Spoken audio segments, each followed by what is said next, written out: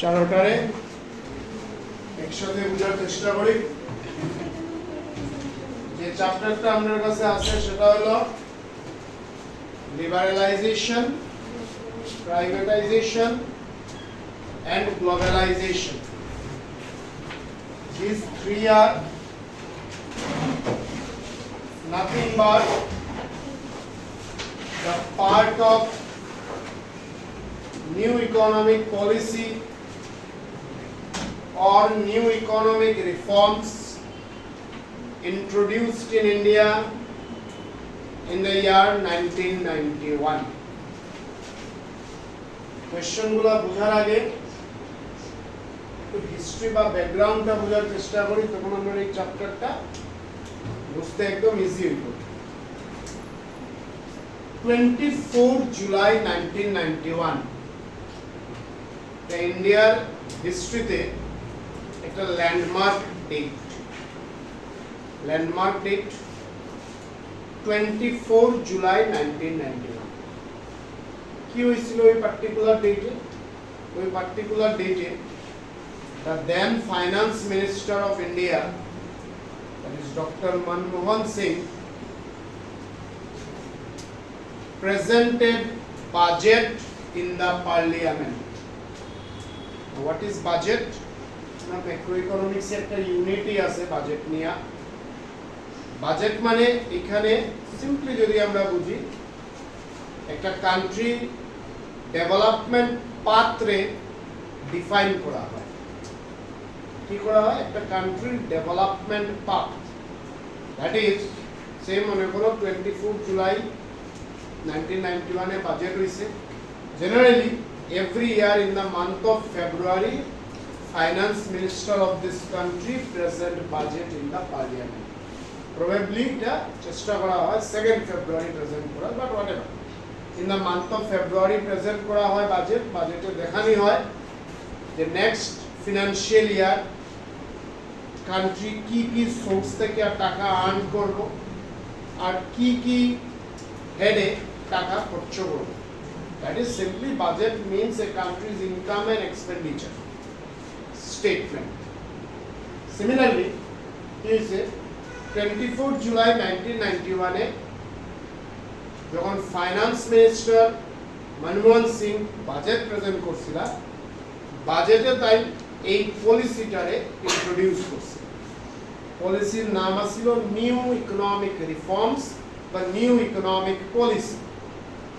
আমরা নামটারও যদি ডিকোড করি পাইয়ার, আগেও আমরা 2-3টা কোয়েশ্চন আগেও পাইছিলাম reforms what, land reforms.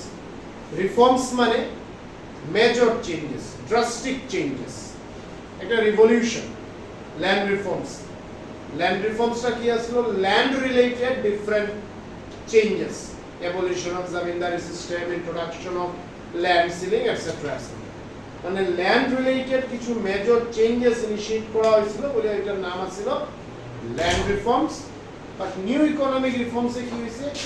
Economics related বা একটা কান্ট্রির ইকোনমি রিলেটেড অনেক কিছু চেঞ্জেস করা হয়েছে। কি চেঞ্জেস করা হয়েছিল সেটা আমরা দেখব।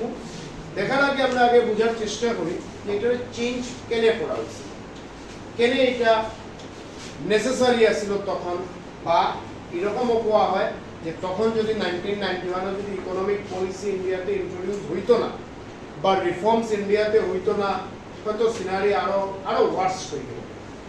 কি সিচুয়েশন তখন আসলো, let us try to understand this. আমরা বুঝতে গিয়ে আবার একটু হিস্ট্রিতে যাই। 1947 এ ইন্ডিয়ায় ইন্ডিপেন্ডেন্স পাইছে। এরপরে 1948 এ ইন্ডাস্ট্রি ডেভেলপমেন্টের লাগি ফার্স্ট কইতে পারো ইন্ডিপেন্ডেন্ট ইন্ডিয়াতে কোনো ইনিশিয়েটিভ নেওয়া হয়েছে কান্ট্রি ডেভেলপমেন্টের লাগিয়া। ঠিক আছে, কান্ট্রি ডেভেলপমেন্টের লাগিয়া ইন্ডিপেন্ডেন্ট ইন্ডিয়ার 1948 এ ফার্স্ট কোনো ইনিশিয়েটিভ নেওয়া হয়েছে, যদিও এটা সাকসেসফুল আসিল না। দেন গভর্নমেন্টে ভাবলো যে ইকোনমিক কান্ট্রি তো ডেভেলপ দরকার, এতদিন ব্রিটিশে রুল করছে, কান্ট্রিতে পভার্টি, আনএমপ্লয়মেন্ট, ইনফ্লেশন, কোনো ইন্ডাস্ট্রি নাই, জিডিপি নাই, মানে অনেক প্রবলেম। সো এই প্রবলেম সলিউশন লাগি কান্ট্রিতে ইন্ট্রোডিউস হইল 1950 তে ইকোনমিক প্ল্যানিং। যেটার রেজাল্ট 1951 থেকে আইলো 1 এপ্রিল 5-year প্ল্যান। ঠিক আছে, এক্সপার্টে বা গভর্নমেন্টে 5-year প্ল্যান ইন্ট্রোডিউস করলো, মানে কিছু স্মল টার্গেট সেট করা হইব আর ওই টাইম পিরিয়ডের মধ্যে ওই টার্গেটটারে অ্যাচিভ করার চেষ্টা করা। বাট রিয়ালিটিতে দেখা গেল কি যে ইকোনমিক প্ল্যানিং এ যতটা এক্সপেকটেশন আছিল এতটা কিছু ইকোনমিক প্ল্যানিংও করতে পারে না। দেন 1956 ইন্ডাস্ট্রিয়াল পলিসি রেজলিউশন আবার ইন্ট্রোডিউস করা হলো। আইপিআর যেটারে কই 3-fold classification, industrial licensing most important, এখান থেকেই আমরা জাম্প করব অ্যাকচুয়ালি এইখানে। ইন্ডাস্ট্রিয়াল পলিসি রেজলিউশনে কি করছিল? ইন্ডাস্ট্রিয়াল পলিসি রেজলিউশনে ইন্ডাস্ট্রিগুলারে প্রাইভেট গভর্নমেন্ট ক্যাটেগরাইজ করছিল, সোললি প্রাইভেট, সোললি গভর্নমেন্ট আর গভর্নমেন্ট আর private. Then industrial license system চালু করছিল, and this is the biggest issue here. Industrial policy রেজলিউশনের সেকেন্ড যেটা স্টেপ আসছিল লাইসেন্স রাজ প্রথার introduction. That means anyone, any industrialist, any businessman, any entrepreneur or any individual who wants to start business or production activity in India has to take permission from the government. That is, has to take license from the government. আর এখান থেকে সব game শুরু। Anyway, 1956 এ industrial policy adopt করার পরেও দেখা যায় time by time ইন্ডাস্ট্রির এতটা ডেভেলপমেন্ট এমন কিছু হয় নাই। আমরা একটা ডাটাতেও পাইছিলাম যে 1956 থেকে 1990 এই 40 ইয়ার্স টাইম পিরিয়ডের মধ্যে, এই 4 ডিকেডস টাইম পিরিয়ডের মধ্যে ইন্ডিয়ার জিডিপিতে ইন্ডাস্ট্রির যে কন্ট্রিবিউশন, দো ইট ওয়াজ ডাবল, লিসেন কেয়ারফুলি, ম্যানুফ্যাকচারিং সেক্টরের কন্ট্রিবিউশন দো ইট ওয়াজ double from 11% to 24%, but still it was not desirable, it was not okay. Understand? কি কইছে যে 1956 থেকে 1991 এ ইন্ডাস্ট্রি ডেভেলপমেন্টের লাগিয়া যেগুলা ইনিশিয়েটিভ নেওয়া হয়েছিল ম্যানুফ্যাকচারিং, তার বেনিফিট পাওয়া গেছে অফকোর্স। যেখানে 1956 এ 11.6% আসছিল ইন্ডাস্ট্রির contribution towards GDP, it has increased to 24.some%. That's fine, but it was again not desirable. Expectation বা need আরো বেশি আছে। 24% যদি ইন্ডাস্ট্রি কন্ট্রিবিউট করে, জাস্ট ইমাজিন 70% থেকে বেশি ম্যানুফ্যাকচার এগ্রিকালচার আর সার্ভিসের কন্ট্রিবিউশন আছে। না, এইভাবে সিচুয়েশন যখন কন্টিনিউ হওয়া শুরু হইল, ইন্ডাস্ট্রি ডেভেলপমেন্ট এক্সপেকটেশনে হয় নাই, কান্ট্রিতে অনেক প্রবলেম শুরু হইল। কি কি প্রবলেম শুরু হইল? First problem, foreign exchange reserve drastically fallen down. Foreign exchange reserve মানে কি? একটা কান্ট্রিতে foreign currency reserve. Now why foreign exchange reserve or foreign currency is important? Foreign currency is important to import goods.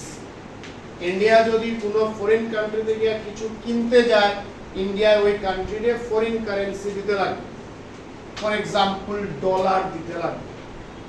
Dollar ছাড়া তো ওই country আমাকে কিছু দিত না। তো আমার কান্ট্রিতে কি হলো? ডলারটা ড্রাস্টিক্যালি কমা শুরু হয়ে গেল, ডলারের রিজার্ভ বা ডলারের quantity. Now the question is, dollar আমার কান্ট্রিতে কিভাবে আইতে পারে? ডলার আমার মেজর দুইটা সোর্স হইল, একটা হইল এক্সপোর্ট আর একটা হইল FDI, that is foreign direct investment. কথাগুলোরে লিংক আপ করার চেষ্টা করব। Major source of coming dollar in our country is export. আমি যদি এই প্যান্টারে ফরেন কান্ট্রিতে সেল করি, আমার কান্ট্রিতে ডলার আইবে। কোন ফরেন কান্ট্রি যদি আমার কান্ট্রিতে আইয়া বিজনেস করে, যেটারে ইকোনমিক্সের ল্যাঙ্গুয়েজে এফডিআই কয়, that is foreign direct investment কয়, তখন ওই ফরেন কোম্পানি আমার কান্ট্রিতে ডলার নিয়ে আইবে। Understand? And both this were not there in India before 1991। আমরা এক্সপোর্ট খুব কমে গেছিল, অনলি রাইস এন্ড এগ্রিকালচারের কিছু প্রোডাক্ট আমরা এক্সপোর্ট করি, আর there was very less FDI, there is very less number of foreign companies in our country.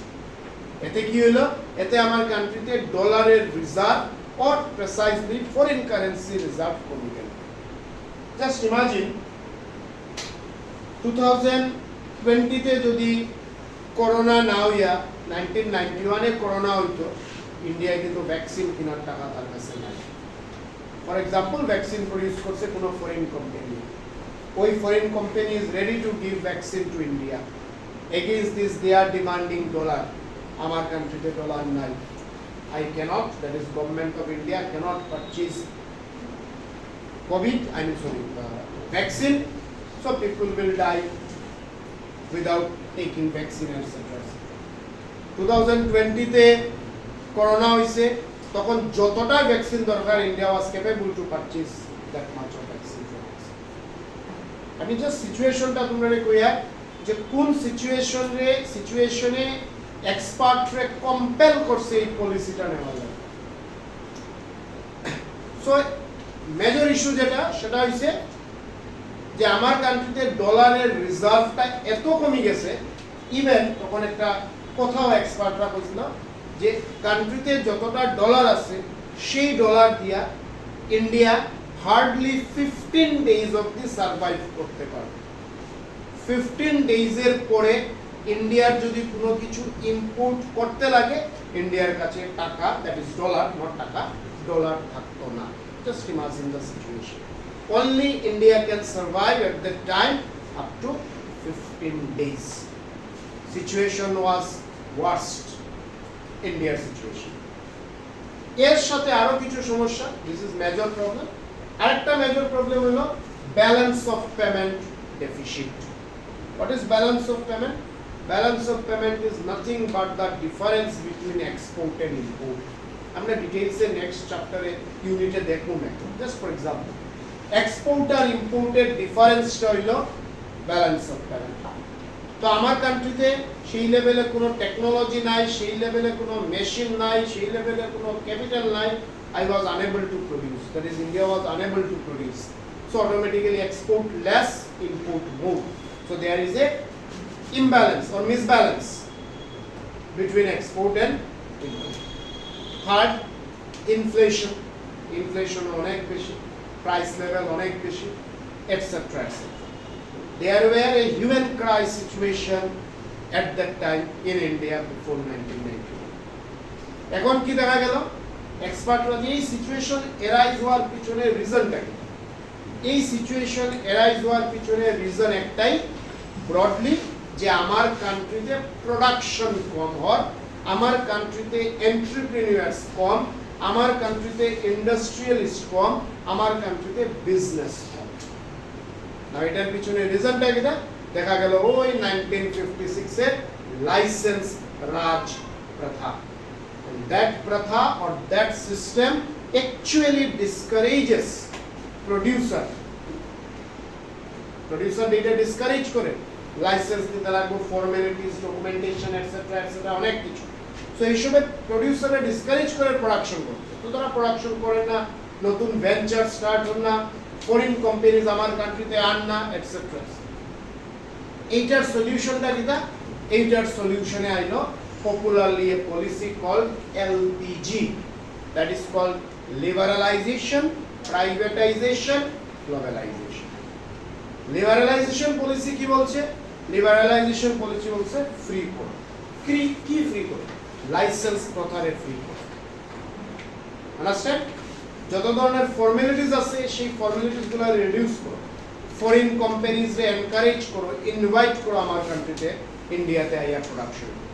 Domestic প্রডিউসারদের encourage করো production, তারা বিভিন্ন ধরনের ইনসেন্টিভস দেও, তারা বিভিন্ন ধরনের কও যে তুমি যদি আজকে প্রোডাকশন করতে চাও তোমার এতটা ফর্মালিটিস বা ডকুমেন্টেশনের প্রয়োজন নাই। Another problem was there before 1991, that is the problem of public sector undertakings, PSE, government entrepreneurs, they were incurring losses. আমরা আগের চ্যাপ্টারে কোনো একটা পয়েন্টে লিখছিলাম, অ্যাসারশন রিজনিং একটা কোশ্চেন আসছিল, তোমরা ডাউটও দাঁড়াইছিল যে পাবলিক সেক্টর, গভর্নমেন্ট যেগুলো মানে ইন্ডাস্ট্রি আসছিল, they were started incurring losses. Can it? Because of corruption and other reasons also. So expertরা suggest করতেছে যে গভর্নমেন্ট ইন্ডাস্ট্রি থেকে প্রাইভেট ইন্ডাস্ট্রি এগুলারে প্রাইভেটাইজ করা হোক। যখনই প্রাইভেটাইজ করা হইব তখন তার মধ্যে কম্পিটিশন বাড়বে। এই সব পলিসি করার পিছনে রিজন একটাই, গোল একটাই, অবজেক্টিভ একটাই, যে কম্পিটিটিভনেস ক্যারেক্টার বা অ্যাটমসফিয়ার ইন্ডিয়াতে ক্রিয়েট করা। বিফোর 1991 পুরো কম্পিটিশন ইন্ডিয়াতে আসে না। প্রোডিউসারের মধ্যে একজন কিছু প্রোডাকশন করে এটা নিয়েই চলে, তার মধ্যে কোনো ধরনের কোনো কম্পিটিশন আছে। সেই কম্পিটিশনে অ্যাটমসফিয়ার, কম্পিটিটিভ অ্যাটমসফিয়ার ক্রিয়েট করার লাগে প্রাইভেটাইজ করো, লিবারালাইজ করো। কি লিবারালাইজ করো? ফ্রি করো trade restrictions, tariff rate reduce করো। তুমি যদি আজকে এক্সপোর্ট করতে চাও কোনো কোটা নাই, আমি যতটা পারি ততটা এক্সপোর্ট করতে পারবো। এইভাবে প্রোডিউসারকে এনকারেজ করা। কোনো কেউ যদি নতুন বিজনেস প্রোডাকশন শুরু করতে চায় তার different types of incentives provide করো, তার এনকারেজ করো in different ways. And lastly globalize করো। Globalization what does it mean? যে বিফোর 1991 এটা দেখা গেছে যে ইন্ডিয়া একটা ক্লোজড ইকোনমি আছে, মানে ইন্ডিয়া কোনো ফরেন কান্ট্রির লগে এমন তার কোনো ট্রেড রিলেশন আছে, সেটা ইকোনমিক রিলেশন হোক, কালচারাল রিলেশন হোক, ট্রেড রিলেশন হোক, এরকম কোনো রিলেশন আছে না। এক্সপার্টরা সাজেস্ট করতেছে যে না, এইভাবে একটা কান্ট্রি সার্ভাইভ করতে পারে না। জাস্ট টেক ফর এক্সাম্পল, তুমি তোমার পাড়াতে, তুমি কারোর সাথে তোমার কোনো পাড়ার মিল, মানে নাইবারের সাথে তোমার কোনো মিল নাই, কোনো রিলেশন নেই। তোমার কোনো প্রবলেমে তোমার নাইবার আইব, simple. But once you are having a good and healthy relation with your neighbor, তোমার সমস্যাতে তোমার নাইবার আইব, তোমার কোনো প্রবলেম হইছে, whatever, তুমি রাতে কোনো অসুখ হচ্ছে, এনিথিং, তোমার কোনো সমস্যাতে তোমার নাইবার আইয়া তোমার হেল্প করবে। Before 1991 India was a closed, India কোনো তার foreign country which are the neighbor, তার সাথে তার কোনো সম্পর্ক নাই, কোনো রিলেশন নেই। গ্লোবালাইজেশন সাজেস্ট করছে যে না, এইভাবে এই সেঞ্চুরিতে 91 এই টাইমে বাঁচা যাবে না। কি করতে লাগবে? গ্লোবালাইজ করতে লাগবে, কান্ট্রিরে ইন্টারেক্ট করাইতে লাগবে ফরেন কান্ট্রিজ। তখন কোনো সমস্যা যদি দেখা দেয়, সেই সমস্যা ইকোনমিক প্রবলেম হইতে পারে, কালচারাল প্রবলেম হইতে পারে, জিওগ্রাফিক্যাল প্রবলেম হইতে পারে, টেরোরিস্টের প্রবলেম হইতে পারে, এনিথিং, তখন ফরেন কান্ট্রিজে মানে ওই পয়েন্ট অফ ভিউ থেকে 24th July 1991 the then finance minister Dr. Manmohan Singh has presented budget in the parliament and he announced a policy called new economic policy or new economic reforms, under which he introduced three main policies. One is liberalization, another is privatization, and then globalization. Liberalization এর কি বলছে দেখো?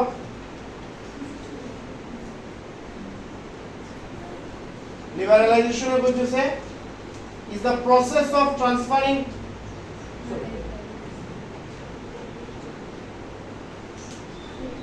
liberalization is the refers to the freedom of the economy from the direct control and regulation imposed by the government. এই policy কি বলতেছে? যে একটা production করতে, বিজনেস করতে যে রেস্ট্রিকশনস গভর্নমেন্টে ইম্পোজ করে সেটাকে ফ্রি করা হবে। এখন কোনো business, just think in this way, আজকে মনে করো তুমি শিলচরে একটা দোকান দিতে, ফরগেট অ্যাবাউট বিজনেস, শিলচরে একটা দোকান দিতে, তো সিস্টেম কি বলছে? You have to take permission from Silchar municipal board. So তুমি শিলচর মিউনিসিপাল বোর্ডের অফিসে গেলে গিয়ে বলে যে আমি অমুক জায়গাতে এই জায়গাতে একটা দোকান করতাম, আমার পারমিশন দাও। তো মিউনিসিপাল বোর্ডের যে অফিসার বললো এই নাও, এই জিনিস তোমার করতে লাগবে। মনে করো 8-10টা ফর্ম দেওয়া দিল, বলে এগুলারে ফিল আপ করো, এই সেই 1000টা ডকুমেন্টস তোমার কাছে চাইবে, বলে এগুলো সব ফিল আপ করে আমার জমা করো।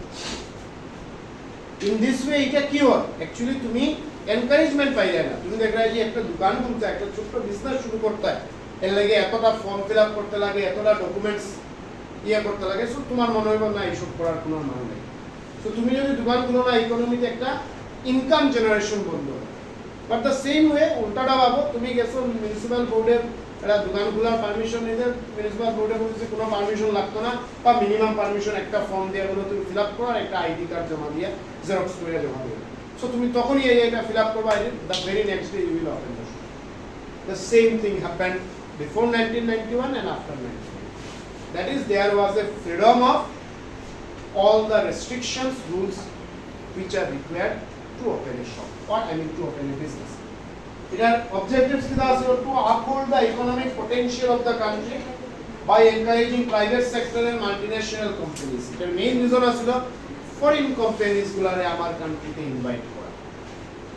আজকে যে আমরা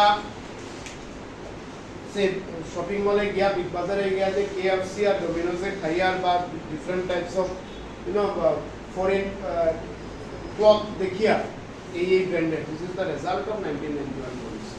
তখন যদি এলপিজি পলিসি নেওয়া হইতো না, বিগ বাজারে ডোমিনোস আর কেএফসি কিন্তু হইতো না।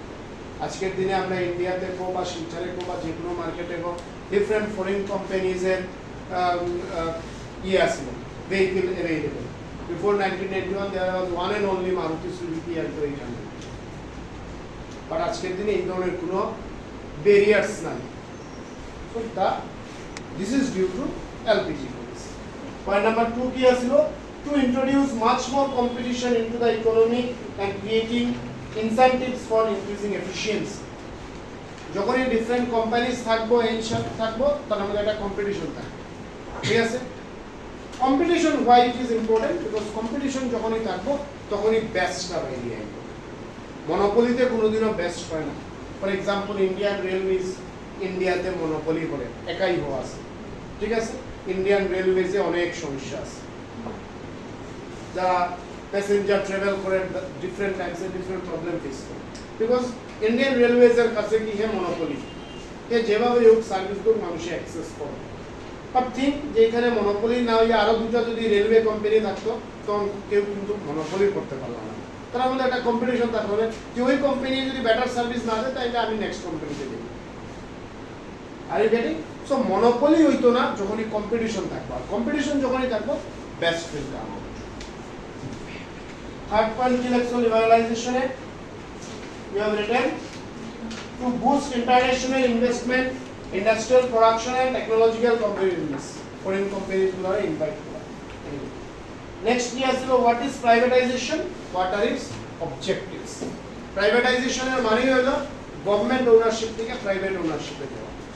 Before 1991 India te jotota industry asilo maximum industry ownership PSC ownership asilo government era, but ওই সব ownership এর I mean ইন্ডাস্ট্রির মধ্যে লস ফেস করে তখন এক্সপার্টরা বা পলিসিরা সাজেস্ট করছে যে এটা ওনারশিপ রাইট চেঞ্জ করো ফ্রম গভর্নমেন্ট টু প্রাইভেট। এটা কিসের লাগে? To increase inflow of FDI in India, to improve the efficiency of public sector undertakings and it promotes government ecosystem by reducing government interference. ঠিক আছে? এটা আসলে দেখো privatisation যখন হইব এফডিআই বাড়বে। What is FDI? Foreign direct investment. What is this? Foreign কোম্পানিজে আমার কান্ট্রিতে ইয়া প্রোডাকশন করব, বিজনেস করব। এতে কি হইব? এতে অনেক কিছু লাভ হইব। হে যখন আমার কান্ট্রিতে আইব হে ডলার নিয়ে আইব, তো আমার কান্ট্রিতে ডলারের রিজার্ভ বাড়বো। হে যখন আমার কান্ট্রিতে আইব আমার কান্ট্রি বাউন্ডারির ভিতরে প্রোডাকশন করব। হে যখন আমার কান্ট্রিতে আইব আমার কান্ট্রির মানুষের জব দিব, এমপ্লয়মেন্ট অপরচুনিটিস বাড়বো, etcetera etcetera. But before 1991 there was a very less amount of FDI was there. আমরা নেক্সট কিছু কোয়েশ্চনের কয়েকটা ডাটা দেখি, দেখে এটারে কম্পেয়ার করার চেষ্টা করব যে বিফোর 1991 এফডিআই কতটা ছিল আর আফটার 1991 এফডিআই কতটা আছে। এফডিআই মানে ফরেন ডিরেক্ট ইনভেস্টমেন্ট। এটা কিভাবে মেজার করা হয়? এটা মেজার করা হয় ইন টার্মস অফ ডলার, যে কত ডলার ইনভেস্টমেন্ট বাইরে থেকে আমার কান্ট্রিতে হয়েছে। বিফোর 1991 কত ডলার হয়েছে আর আফটার 1991 কত ডলার হয়েছে। নেক্সট হলো হোয়াট ইজ গ্লোবালাইজেশন। তার অবজেক্টিভ কি থাকে? Increasing interaction of the domestic country with the rest of the world. একটা কান্ট্রি আরেকটা কান্ট্রির লগে ইন্টারঅ্যাকশন দেই কয় globalization. Globalized, we are not now closed, we are now open, we are now reachable, we are now accessible to everyone. Before 1991 India trade was restricted to hardly 20 countries. আজকে India more than 150 countries এর লগে trade করে, that is export হোক import হোক হয়। So globalization কি আসছিল? আগে ইন্ডিয়া আসছিল open economy, closed economy, now India is an open. তার পিছনে রিজনটা কি? অবজেক্টিভসটা কি? To provide greater market access to all member countries, ঠিক আছে গ্লোবালাইজেশন মানে মার্কেট বড় হওয়ার আগে ইন্ডিয়া আসলে এখন ইন্ডিয়া না ওয়ার্ল্ড ঠিক আছে point number 2 to ensure optimum utilization of world resources and number 3 reduction of trade barriers to promote world trade understand so this is all about LPG এই কোশ্চেনে আমরা এটা বোঝার চেষ্টা করব কি হইছে explain the need for economic reforms in India